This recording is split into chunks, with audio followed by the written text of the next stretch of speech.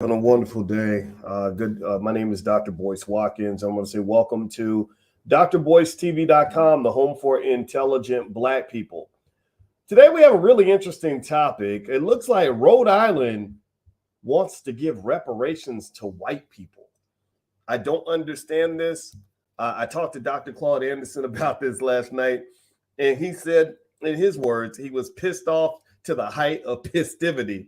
So we're going to find out why Dr. Claude Anderson is very upset about this and why Rhode Island believes white people also deserve reparations. So get comfortable, buckle up your seatbelt. We're going to get started on drboycetv.com right now.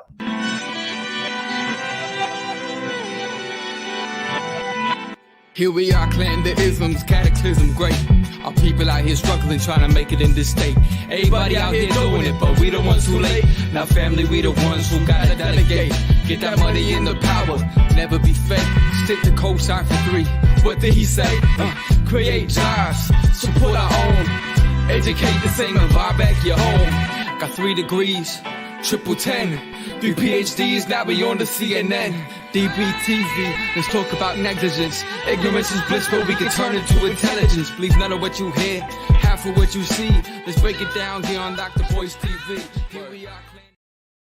Hey, good morning, everybody. Welcome to drboycetv.com, the home for intelligent Black people. My name is Dr. Boyce Watkins, and I want to say hi to everybody. As you come in, shout out the city that you're from. Also, smash the thumbs up button, the like button, share, subscribe. Make sure you hit the notification bell. Hit the notification bell because, as you guys know, one of our biggest challenges online is that when you get a little bit too Black, people want to push you to the back. If you come with too much melanin, the next thing you know, they want to block you. They want to act like you don't deserve to have a right to speak or whatever. And so ultimately, I don't want to get shadow banned. So if you can help us stop this by hitting the notification bell, that would really be beneficial. So I'm going to say good morning before I begin. Good morning, KT Williams. I see Larry Beckett out of Lexington, Kentucky. Shout out to Lexington. I went to the University of Kentucky years ago. Quentin in Atlanta. I'm speaking in Atlanta at the Sales Accelerator this weekend, actually. The information, I'll try to put it on my Instagram. I got to get the link, but I'm Kimberly Fowler. I think that's her name. She's she's a coach, and she's hosting an event called the Sales Accelerator, and I'm going to be speaking there this weekend in Atlanta. Derek out of Baltimore, what's going on? Darlene says, I enjoyed the fire of Dr. Anderson last night. Yeah, Dr. Claude Anderson, who's the author of Powernomics, he was very upset about what we're about to talk about today, and I think he has a right to be. And I'm going to explain to you the nuances of it so you can understand what's going on. Fowler, how are you? From Florence, Kentucky. Jay out of Indianapolis. I see Boston. Compton. I always got to do that every time. Duran says, long live Dr. Boyce. We need you forever. Well, I love you too. Thank you so much. And Devontae out of Louisville, my home city. All right, so let's get started. Let's get it cracking. All right, so how many of you heard this story? Did anybody give me a yes in the chat if you heard this story about Rhode Island, Providence in particular, putting out a reparations plan where they said white people can apply too. And I think that it's based on income or something like that. Give me a yes if you heard about this. This is really fascinating. Dr. Anderson was mad. Dr. Claude Anderson, he wrote a book called Powernomics that everybody should read. Stop leaning on the public school system to educate your kids. You can do it yourself, and I encourage you to do it yourself. But anyway, Dr. Anderson was upset. I wasn't really mad because I kind of know what to expect. I wasn't really as angry as Dr. Anderson because, just the idea that you think a poor white person in America is the same as a Black person whose family has gone through, hundreds of years of the most brutal slavery in the history of mankind. That tells me that you're just ignorant. That just tells me that you don't know what you're doing. That tells me that you are literally you're literally a short order cook trying to do heart surgery. You're literally a guy who worked at Burger King and chopped a couple of hamburgers up or something, and you think that qualifies you to be a cardiologist. And so what's really going on is that this incident actually is an opportunity to really express and to address just how fundamentally and horrifically unqualified many of our political leaders are when it comes to addressing a topic as important as reparations. You know, they just are, and it's not their fault. It's because as Cody Ransom, who came in the other day, and he was giving the history of Black Wall Street, talking about what happened in Tulsa. A lot of people are just they're kept in the dark on these things. There are people. Did you know that there are people who live on Black Wall Street, who live in Greenwood, who do not even know that the massacre happened? Did y'all know that? How many of y'all knew that? That they're literally, this blew my mind. And by the way, Cody's doing a whole, because we believe in the Black Business School, that Black people should be educating our own. No disrespect to anybody else, but I want Black children educated by Black teachers. I want Black people educated by our Black experts. We're actually doing a Black Wall Street masterclass that's going to be 4 weeks of deep, intense Black Wall Street training. You can bring your whole family. We hope you'll bring your whole family. It starts on December 6th, and you can actually take a look. If you go to boycewatkins.com, the link is right there, right on my website, or if you're on Instagram, the link is in the bio. But Cody mentioned that a lot of Black people in Tulsa, in Greenwood, don't even know about the massacre that happened on their very soil. Well, how does that happen? Well, it happens for the same reason that slavery happened. It happens for the same reason that that trillions of dollars was allowed to be taken out of your Black community. It happened for the same reason that everything else terrible happened in this country is that there are people who deliberately work to control the information or to distribute intentional misinformation to get you distracted or to get you sort of focused on something else.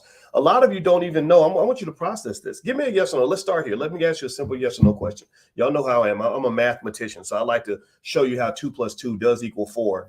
Even if somebody's telling you that 2 + 2 is 186. How many of you, when you think about what happened to Black people during slavery, you just get mad? How many of you just get mad, horrified, like you hear about, Black mothers having their babies cut out of their stomach? How many of you get disgusted by that? How many of you just wake up sometimes just mad? Or when you hear a story about a Black man who was shot so they could steal his land, how many of you get just it makes you angry? And you have to like calm yourself down when you hear these stories? How many of you just really like are irate about just all the things that happened to us? How many of you get mad when you think about how terrible slavery was and the things they did, all the rapes and castrations and murders, and then on top of that is the lost money. The money was the least valuable thing that we lost, and we lost about $14 trillion of that, right? We lost about $14 trillion of that, and the money was the least valuable thing that we lost. Okay, so I asked y'all that question for a reason. How about this? Here's what I want you to understand. You don't know a damn thing about what happened to your ancestors. You only know the tip of the damn iceberg. Do you really think that this country that allowed these things to happen to your people, do you really think that this country went out of its way to make sure that your Black child that goes to a white-owned public school system is going to learn all the details and all the dirt and where all the bodies are buried and where all the money was lost and where all the tragedies happened? Do you really think, pay attention now, do you really think that they just sat down and said, I mean, think about this. This is a country that refuses to even acknowledge whether you deserve reparations. Do you think they sat down and had committees and said, how do we make absolutely sure that Black people are fully aware of every single thing that ever happened to them? We need to make, they didn't find out that Black babies were fed as alligator bait. We need to make sure that's included in the curriculum. How many of y'all really think they really told you everything? And I need y'all to understand just what a dramatically problematic position you're in when it comes to the flow of information. I mean, seriously, I need you to understand that. Most of us from the time we're born were sent to get our education at a public school.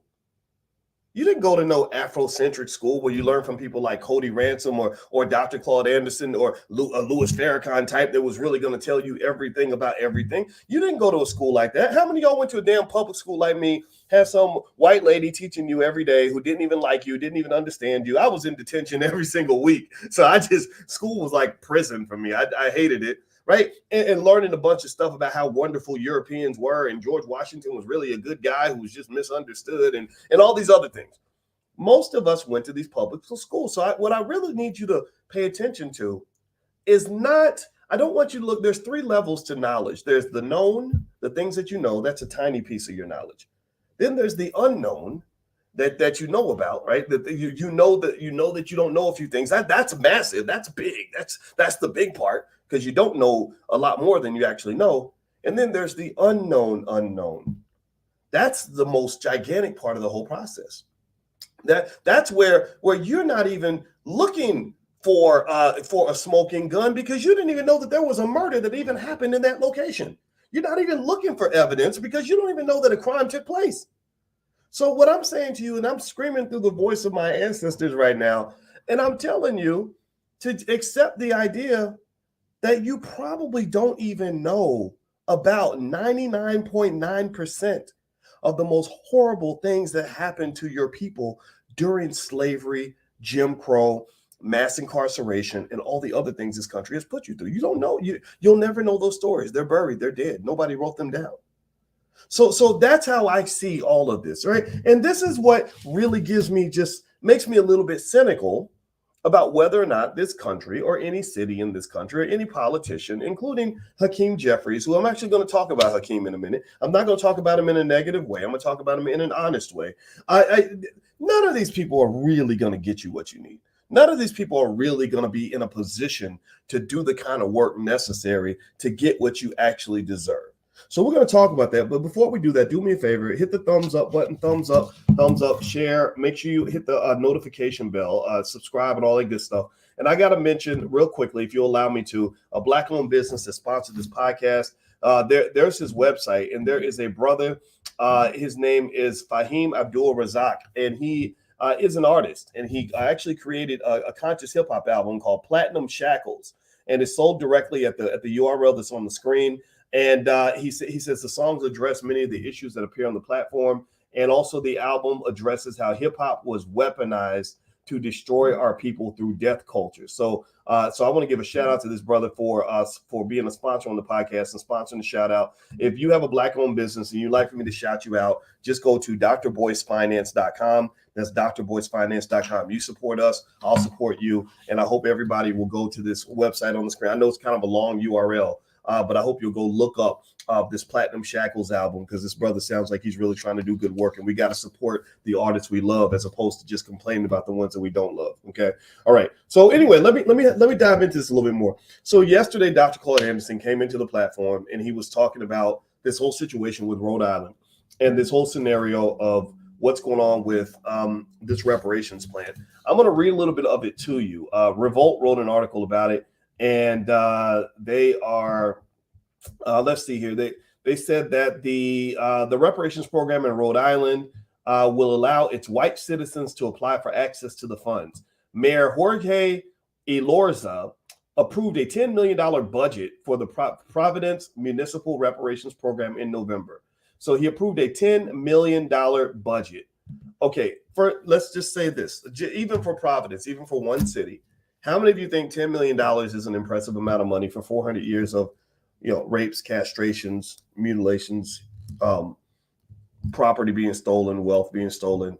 I mean, how many of you have an issue just right there? I'm going to stop right there. How many of you feel like 10 million is almost like a joke compared to what is actually owed? I mean, I'm not saying that this brother or this man, this person, I don't know who this person is. I'm not saying he's not trying to do the right thing, but I explained to you earlier that they're not capable of truly doing the right thing because many of them are just simply unqualified to do that. Think about it. They don't even talk. Many of these people don't even talk to the world's leading reparations experts. They won't sit down and have a conversation with Dr. Claude Anderson. He wrote a whole book. He wrote a whole book called Black Labor, White Wealth that documents in extreme detail exactly what was taken from us. He documents all this. He documents how much a slave costs in 1792 versus how much a slave costs in 1825. And he documents how you could use a slave for a mortgage with a bank. He explains exactly how black labor created the foundation of wealth in America because they needed people to clear the land and all this other. Like, he documents all this. All this is there. And these people don't talk to people like Dr. Anderson. Well, why? Well, because people like Dr. Anderson are seen as being too radical. Well, why is that? Is it because Dr. Anderson's a criminal? No. Is it because he's some thug or gangster that's going to run up and shoot up your family like some of the rappers say that they'll do? No. Is it because he runs around saying, I just want to beat everybody's butt and I want to hurt people or hurt children? No. It's because Dr. Anderson commits one of the greatest crimes that has ever existed in America. He's an intelligent, conscious black man. That's the crime. That's why Howard University has been down the street from Dr. Claude Anderson for 40 years, I think, and they've never invited him in to speak because they are afraid. This speaks to, again, my fundamental point that these individuals that are talking, that are even trying to use the word reparations, are not qualified to use that word. They're not courageous enough to use the word. If they use the word, you should be very skeptical. If they offer a reparations plan, you should probably reject it, because really what they're going to ultimately try to do is lowball you with something that is only slightly better than symbolism. $10 million is a little bit better than nothing, right? It's not a terrible number, all right? It's not zero, right? But at the same time, it's slightly above symbolism, and that's the issue. The people that are in power, including people like Hakeem Jeffries, who just took over as the head of the Democratic Party or something. I don't the whip, or I don't know. I don't follow these people, honestly. But him, a lot of people are talking about him and being a black man. And I'm very proud of him, by the way. I think he's very smart. I read his whole bio. He's from New York, or I forgot. I want to say it was Crown Heights, but maybe I got that wrong. And I read about him going to college at Binghamton, and he was a great student, and he's about my age, and he went to law school. I'm super proud of him. Like he deserves everything he's getting. But this ain't it, y'all. I'm telling you, this just isn't it. Because the problem for a guy like Hakeem Jeffries is, no matter what lies in his heart, he's always got to do what his boss tells him to do. And the problem that he has is that his boss don't give a damn about black people. He got ahead by being a very good lawyer. Lawyers are also called advocates. They have what is called a fiduciary responsibility to represent the interests of the client. Well, who is the client? The client is not the black community. The client is the people who are paying the bills.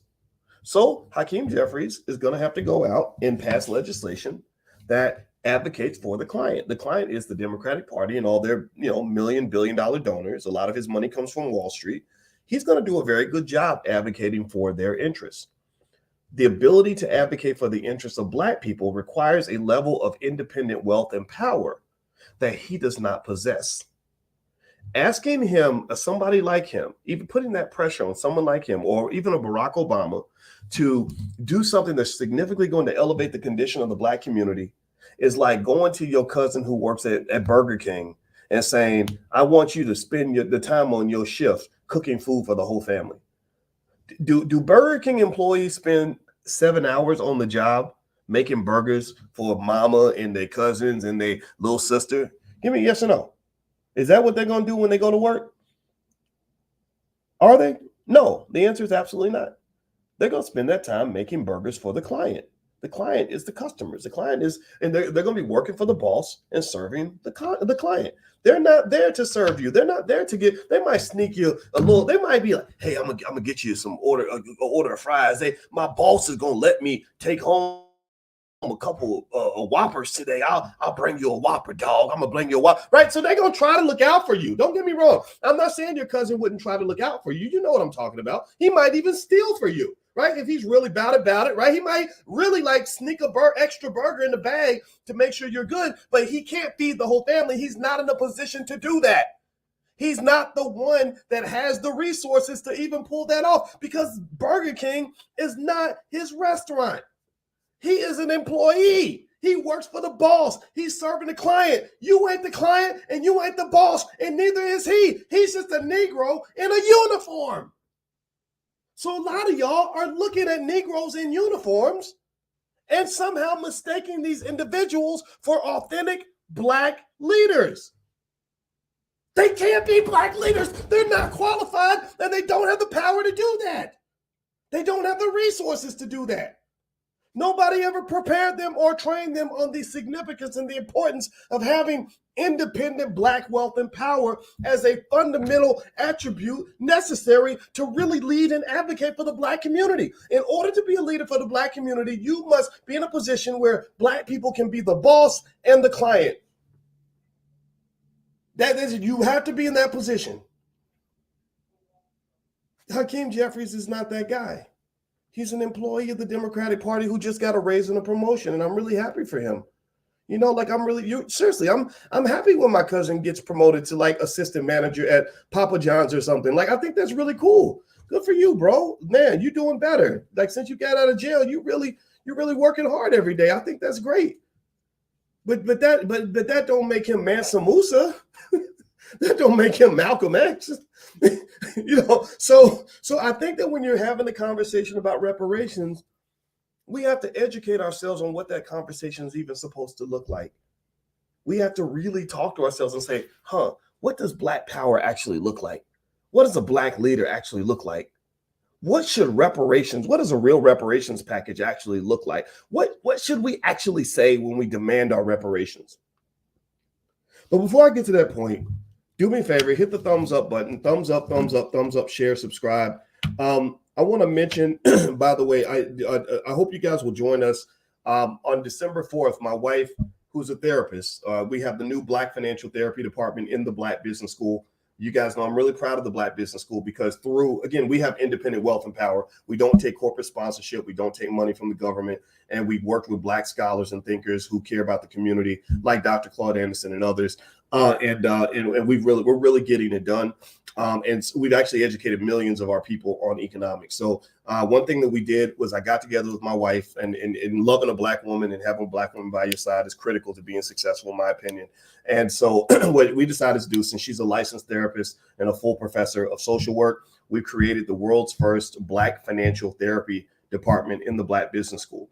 And the reason we created the Black Financial Therapy Department is because we want to investigate all of the psychological barriers that keep us from building Black wealth as individuals and as families and as a community. So that's the goal of the Black Financial Therapy Department. We're going to work with therapists, licensed therapists, and professors and experts and stuff like that. And one of the first things we're going to do is we're doing a love and money masterclass. Because the most important thing you have to do as Black people to start that wealth building process is you've got to rebuild your families. So my wife, who's been seeing couples for many, many years as a relationship therapist, is going to bring her therapy background. Also, she's a certified clinical trauma professional. So she understands trauma, which most of us have experienced trauma that's unaddressed.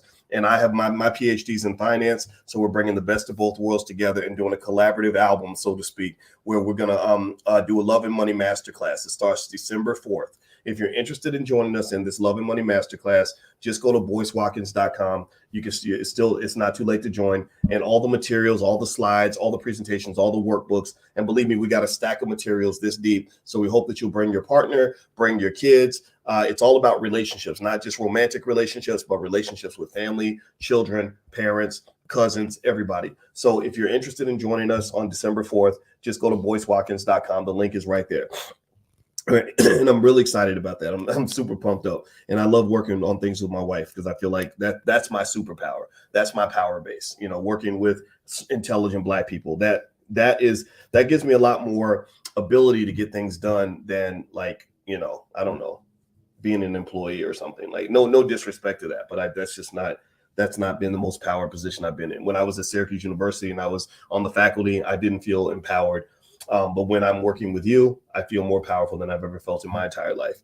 All right, so let's move on. So we're talking about Rhode Island offering this reparations package that white people can apply for. And it seems to be that their logic is, and I'm going to read some more of this article on Revolt. I got to get back to that.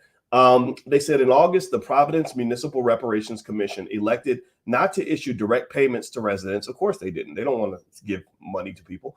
Instead, agreeing to fund different initiatives promoting equity. See, that word equity is a very dangerous word, because when you start using words like equity, it automatically comes with other interesting words like inclusion and all this. Not that those are bad words, but the problem is when you start using equity and inclusion, terms like that, you're watering down the unique experience that Black people went through. I'm going to ask y'all a question. Did America have hundreds of laws designed to enslave gay people? Did America ever make, hundreds of laws that said, if you're gay, you're going to be a slave, or your children will be slaves? Which I guess I don't know exactly how you'd have children, but no disrespect, I just don't. I took biology 101, but then again, you could maybe people adopt and all that, right? So no hate, no disrespect. But seriously, has there ever been an initiative that said that white women are going to be forced to work on a farm, and be raped every day and lose all their wealth and all their assets. Has there been any laws like that? Did immigrants go through the Middle Passage? Did immigrants go through and have to sort of get cramped on slave ships and actually have to, watch people on the right and their left die next to them and sleep and lay next to their dead bodies for months on a hot slave ship? Did immigrants go through this? Italian immigrants. I mean, I know y'all had a hard time. I know you've gone through stuff, but did you go through that? Did Jewish people go through that? Did anybody else go through that except for us? Except for foundational Black Americans? Did anybody else go through this? Give me a yes or no. Answer me in the chat. Yes or no? Absolutely not. They didn't. So my position on this is, do not use the word reparations and these generic diversity terms in the same paragraph. Don't say reparations and then say equity, or reparations and inclusion, reparations and equality. Right? I hear you. I get it. I know what you're trying to do. You're trying to do what many white liberals are led to believe is actually the right thing, and you're trying to sort of use proper language to express your commitment to an equal society and all these other things. The problem is that you're getting into leftism and you're not really getting into really the direct healing necessary to deal with what you've done to every Black man, woman, and child in this country for the last 400 years. Those are very different topics. Those are two different issues. You must separate one from the other. You cannot bundle them up and do like some reparations bundle. This is not a Black Friday sale where you just bundle a bunch of stuff together and say, hey, we're gonna Negroes our wholesale. We're just gonna go ahead and buy wholesale forgiveness. No. This is gonna require a tremendous amount of study and healing and analysis. So he said $1 million is going to go toward home ownership, financial literacy, workforce training, small business grants, and more. Elorza said the program was centered on helping the city's Native and Black American residents. However, white residents will also be allowed to access the funding. The latter group will have to meet specific income criteria. So they're basically saying that if you're poor and you're white, that's the same as being a Black person whose family has dealt with 400 years of the most brutal slavery known to man. Which is absolutely surprising. But it's not surprising. It's not surprising when you really look at the first grader conversation that our country has even been able to have about reparations. Our country has never really been able to have a real reparations conversation. Like we'll talk about reparations, but not real reparations. I'm a fan of real reparations, REAL. If you can't keep it real, then I don't want to have that conversation with you. And so here's one of the things I want to suggest to you. When you're talking about reparations as Black people, you got to stop asking for reparations. You got to stop. You got to stop asking for it. You got to stop begging for it. You got to start demanding it. And demanding it requires power. I think asking for reparations or begging for reparations, it turns into symbolism, and you're putting the ball in the court of the oppressor in the sense of just saying to them, hey, we went through this thing, and Black Lives Matter. We need y'all to say that because we really care what white people think, and we really just need y'all to apologize and do something to address what you've done to us for the last 400 years. That's not going to get the job done. In fact, not only are they not qualified to offer adequate reparations, you're probably not qualified to even ask for it or to demand it. You're not qualified to demand it, because think about this. I want to ask y'all a question. So if I'm a gangster, if I'm like a Mexican drug lord or something, and you take my money, and you take $100,000 of my money, and you owe me, like it's clear. I loaned you the money, we made an agreement, and you chose not to pay me back. Am I gonna pick up the phone and say, hey, I loaned you $100,000 for some cocaine, and I just was wondering, like, when can I expect payment? Like, are you gonna, can you pay me? Or like, I like to get my money back because I need it, because what you did, really put me out, and now I can't pay my other dope dealers, and I'm really behind on my bills, and my wife is giving me a hard time, bro. So can you mind sending me a check? Can you pay me back? You think that's gonna work? You think that's going to work, just sort of requesting payment, or pay me whenever you can, or pay me whatever you can? Like, do you think that's what this drug lord's going to do, or a mafia gangster? You think he's going to call and request payment? What do you think? No, he's not going to do that. He's not going to say, pay me when you can, or pay me whatever you can, or I would really like it if you could pay me because it's really hard because, you know, my life is hard because you didn't. He's not going to do that. He's not going to lean on your sympathy. What's he going to do? He's going to show up and he's going to get in that ass. It's the phone, you know, the phone call, if you are lucky enough to get one, is going to be like, you owe me, you know, you owe me. If I don't get my money by tomorrow with interest, you're going to be sleeping with the fishes, and your family might be sleeping with the fishes. And I'm going to break both of your legs and torture you before I give you the privilege of me letting you die. Now, I'm not saying that, I'm not advocating that kind of behavior. I'm not saying that we should act like dope dealers and drug lords, but let me ask y'all this. Which is more likely to get his money back? Which is more likely to get his,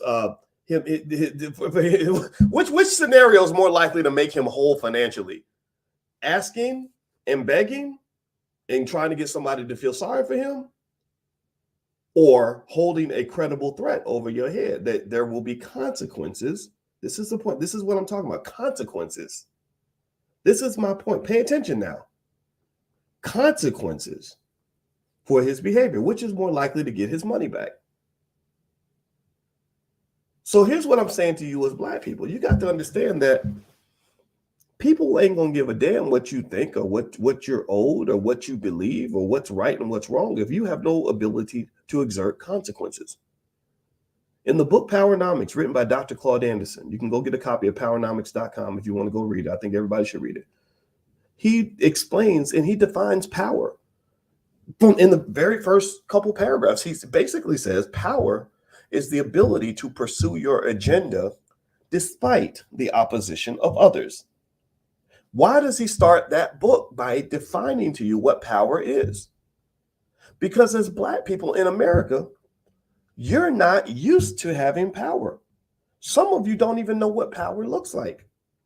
Some of us mistake borrowed power for authentic intrinsic power. Some of us really believe that because I'm a Black face in a high place, I'm a Hakeem Jeffries, or I'm a Burger King manager, that's the same as being the owner of a damn Burger King. If you're the Burger King manager, you're not the owner of that restaurant. You are a tool and a vessel through which the owner is able to achieve his goals. You're a pawn on the chessboard. You don't own the chessboard. You're not the player in the game. You're a piece of the game. It's okay. You're a player in the game. You're not a player. You're a chess piece. You're not a player. You're not even in the conversation of power. You're not in any position at all to do much of anything to secure your own destiny. You can't, because you don't have power. You don't have that ability, like that Mexican drug lord, to pick up the phone and say, bitch better have my money. You can't say that. You can't say, hey, if you don't, look, you know you owe me. I know you owe me. And if you don't pay me by tomorrow at 1 o'clock, there will be consequences. You're going to pay in other ways. Either way, you're going to pay, because I've got the power and the ability to pursue my agenda despite the fact that you might not like what I'm doing. So what I really need you to understand, Black people, is that when you're talking about getting things done, you've got to understand what power is, how to obtain it, and then how to assess whether or not you've got the power to pursue the agenda that matters to you. I'm done asking for reparations. I don't want to hear no conversations about, oh, we need to study. We got to, y'all seen that, right? The politicians are like, we got to study reparations. What you got to study? Did you have to study before you decided to send billions of dollars over to Ukraine to support some war that I don't give a shit about? Give me a yes or no. Did they study? Did they announce that they had to spend 5 years doing a study before they sent billions of dollars to Ukraine? Give me a yes or no. Anybody hear about a study? We got to go study. We got to go do homework. We got to study like we did in high school. Did they study? Okay, here's the pandemic. When the pandemic began, and they were going to send $1 trillion out into the economy, which, by the way, many economists like myself were saying that's crazy. You're going to have an inflation problem in a couple years. Did they say, well, no, we don't want to be too quick on it. We got to study whether or not this massive amount of pouring money, that printing $1 trillion and putting the government in more debt than it's ever been, that we got to just figure out if that's going to cause an inflation problem. So we'll spend a year studying before we make our move. Did they do that? Did they do that?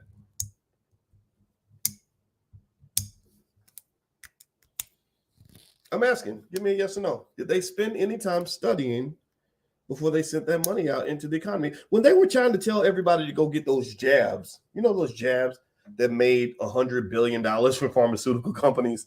And by the way, I'm a shareholder in Moderna and all the Pfizer, all those companies. I own stock in all those companies. I watch my stock just do this, right? So did they, when they wanted to make everybody get the jab and told you that if you don't get this jab, you shouldn't hang with your cousins. You can't go to the family reunions. You're gonna lose your job. When people were getting fired for not getting those jabs, did they hit the brakes and say, whoa, wait a minute, this is drastic. We gotta study. There were medical doctors actually, like my sister, who's a medical doctor. My sister was saying, I used to do clinical trials.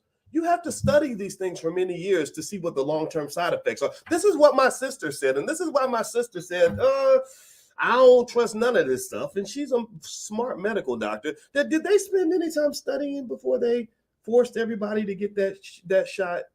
What do you think? Did they study to do it then? So maybe all this talk about study is a BS delay tactic to keep you at bay. Maybe that's why they're talking about, we got to study. We got to study we got to study and figure out if Black people actually were slaves. Y'all sound worse than them damn Holocaust deniers. Like, seriously, what you got to study about slavery to know if it happened and if the debt is in the trillions? Where are you convening a committee of experts who've been studying this for decades and bringing together the data so you can make a quick decision to do right by your most loyal political constituents? So I'm just saying to you, not only are they unqualified to implement an adequate reparations plan, you're not even qualified to demand it. You're not qualified to demand it because you're using the wrong language. You up here asking people for stuff when you know that they owe you. You're up here saying, well, sir, just we'll take what we can when it's convenient. If you just tell us Black Lives Matter, gives us some symbolism, sir. We'll just, and you know what they're gonna do? They're gonna say, dang, these Negroes are nagging us, and they got people out here telling them not to vote in the next election. So let's just give them something. Let's give them something. So we're gonna build a basketball court in every Black neighborhood, and we're gonna we're gonna all get on our knee and honor the red, black, and green flag, and we're gonna send everybody a box of chitlins for Christmas, and then we'll write a little check for about $20 a person, so they can all go buy some malt liquor at the local liquor store. So then they'll come and vote, and then we can say we paid them reparations. Then we can say, okay, we good, the debt's paid. Because think about this: if you show up and you are begging instead of demanding, all that's going to happen, at best, you're going to just get lowballed out of your birthright. They're going to lowball you out of what you're actually owed. Let me make it 100% abundantly clear right now on this conversation. They owe you no less than $14 trillion in reparations. No less than $14 trillion. So when they come along with these little programs, like, well, we're going to write a check for $8.45. You need to check that. You need to say, no. That's you're about 14 trillion short on what you actually owe us. And we're not going to walk away from the negotiating table until you give us what you owe. And I'm going to tell y'all this. I'm not telling anybody in this room what to do. I promise you I'm not telling you what to do. But when I spoke at that reparations rally with Tariq Nasheed and his people, and we were all there in D.C., thousands of you showed up, I made it real clear. No reparations, no vote. No reparations, no vote. If you come and show up to me, you call me on the phone and you're like, hey, Dr. Watkins, we'd like to get your support because we got this initiative. We're going to help little Black children get new sneakers for the start of school. I'm going to say no. No, Hakeem Jeffries. I need you to take care of Black people like we're the client, like we're the boss. I need to get the same treatment that you gave the Wall Street banks. that gave you all that money. I understand Wall Street. I ain't got nothing against Wall Street. I'm a finance professor. I have many students that went to Wall Street and made money. I ain't mad at none of them. I've encouraged millions of Black people to go buy shares of stock and to participate in this economy. And I know how much money they got on Wall Street. And I know what you're doing for them. I need you to treat us the same way you treat your boss. Because the Black community is my boss. And the Black community is also my client. And I'm going to represent my client. That's what a B1 philosophy is. Now, I get it, though. I understand. A guy like a Hakeem Jeffries isn't in a position to do that. He can't. I think about this. You're not going to go accept a position as the whip or whatever he is in the Democrat. Maybe whip is wrong. Forgive me if I got it wrong. Is he minority leader? I think that's what he is. You can't accept that role without accepting what comes with that role. And I understand what it is. I understand how the money flows in politics. I understand maybe one day this brother wants to be president. I hope he gets a chance to be president.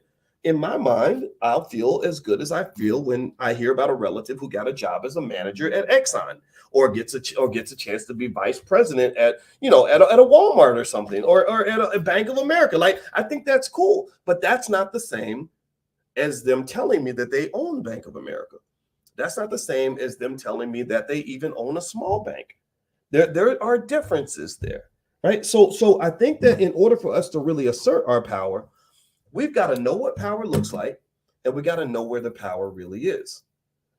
So that's one of the reasons why I'll sit with a guy like a Louis Farrakhan and have a great conversation with him that will be very different from a conversation I might have with someone who I know is basically an employee of the Democrat or the Republican parties. I understand the difference, and I encourage you to make sure you know the difference too. Because when you're talking about what it's going to take to make progress in our communities, you must, if you are Black and intelligent, which everybody is, you must take a moment and say, why haven't we been making progress? Why have we been doing all this voting and it ain't really giving us nothing? Why are we doing all this marching? It ain't giving us much of nothing. Why are we doing all this praying at church? It ain't giving us much of nothing. Why are we working harder than anybody else in this country? Climbing the corporate ladder, going to college, doing all these things that we're led to believe we're going to be all these symbols of Black progress, and it ain't really giving us nothing. That requires you to reverse engineer everything that you were taught to believe about what it means to be a successful and empowered Black person. You got to deconstruct that damn thing, or you're going to keep on going in the wrong direction. So I'm not really, when I look at this whole situation in Rhode Island, and I'm going to tell you, Evanston, Illinois, shout out to Evanston, Illinois for trying to do reparations. Evanston, Illinois is one of the other cities that has a reparations program. Let me tell you what they did. I kid you not. I wrote this down because I couldn't believe it was funny. The first step of their reparations program was to give $25,000 worth of home repairs to 16 residents in the city. 16 people got $25,000 in home repairs. And that was the first step of their reparations program. I kid you not. Just stop using that word until you even understand what it really means. It's almost embarrassing.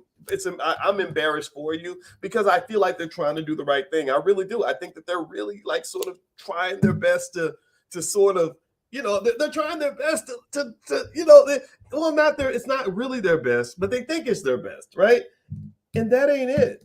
You're not talking to the right people, and it's embarrassing to everybody.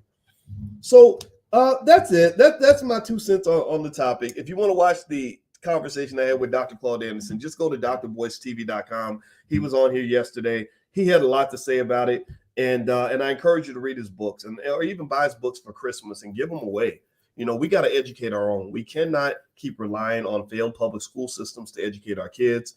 We have plenty of scholars and teachers and professionals and intelligent Black people. You're a parent. You can go on the internet, just like everybody else, find the right knowledge and disseminate that to your children. So I'm mandating you. I want you to give me a yes in the chat if you can commit to this for me right now. It won't take, you ain't got to pay money. You just got to pay attention.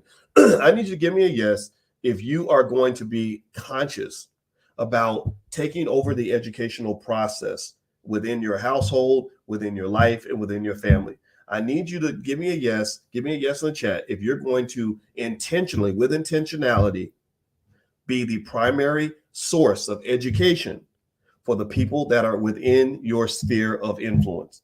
Now, I'm blessed. Y'all blessed me. I'm blessed by having the chance to influence a lot of people, and I do not take that lightly. I sit there and I meditate on the best ways to take advantage of this opportunity God gave me to make your life better. When I meet you all in person, I met a brother in the lobby who recognized me, and I'd like to hear how the words I've said have changed your life in a positive way. So one of the commitments I've made to myself is that within my sphere of influence, I'm going to be one of the primary sources of education for that sphere so that we can really understand how this world actually works. We can really understand what the next move is. Our next move can be our best move, and it can also be a power move.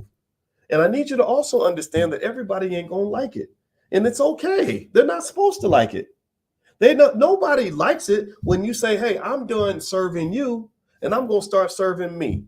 Nobody likes that. Nobody likes it when you say, hey, I can't keep working for you. I got to go start my own business.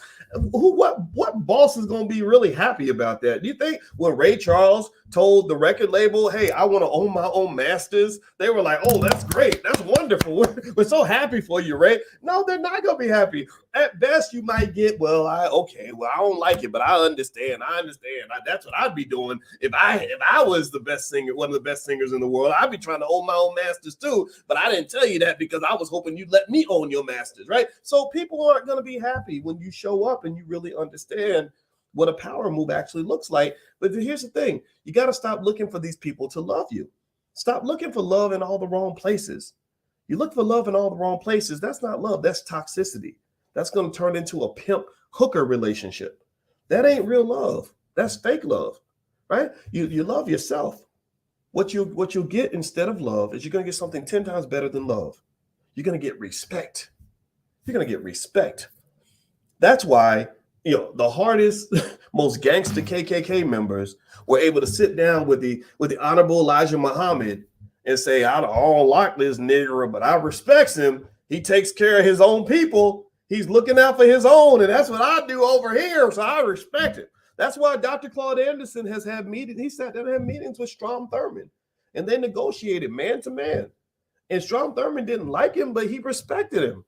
Dr. Claude Anderson didn't show up saying, well, sir, I hope you like me. I hope we can be friends. I hope that you'll give me the love and affection that my mama never gave me. He didn't do all that. He said, look, you give me this, I'll give you that, and then we can make a deal. And they shook hands, and that's what happened.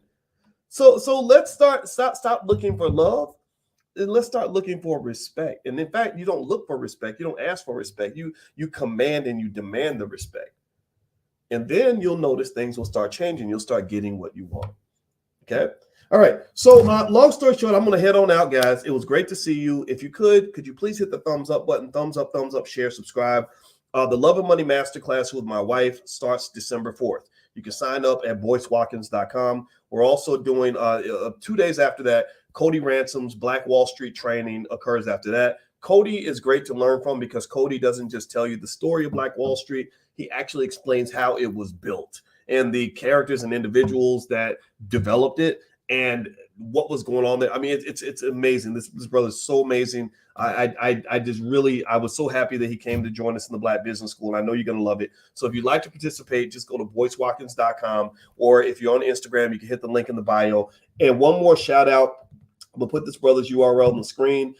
This brother, he's a rapper. His name is Fahim Abdur Razak, and he's a rapper. He's a conscious rapper that basically understands how hip hop was used to weaponize to harm our culture and harm our people and create a death culture. And you know this from the fact that a rapper pretty much dies every single week. This is not by accident. His album's called Platinum Shackles, and I hope you'll Google it and take a look at it. And these are the kinds of artists that we should support. Just at least give the brother a listen. It'll only take you a second, and I hope you'll support him. So God bless you guys. Thank you for listening. Have a wonderful day. I'll check back in with you later. Have a good one. Be good. Peace.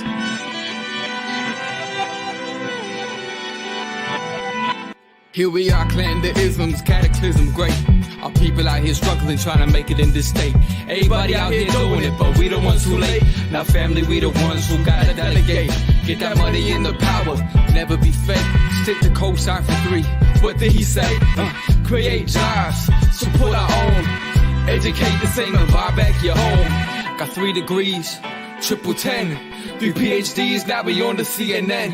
DBTV, let's talk about negligence. Ignorance is bliss, but we can turn it to intelligence. Believe none of what you hear, half of what you see. Let's break it down here on Dr. Boyce TV.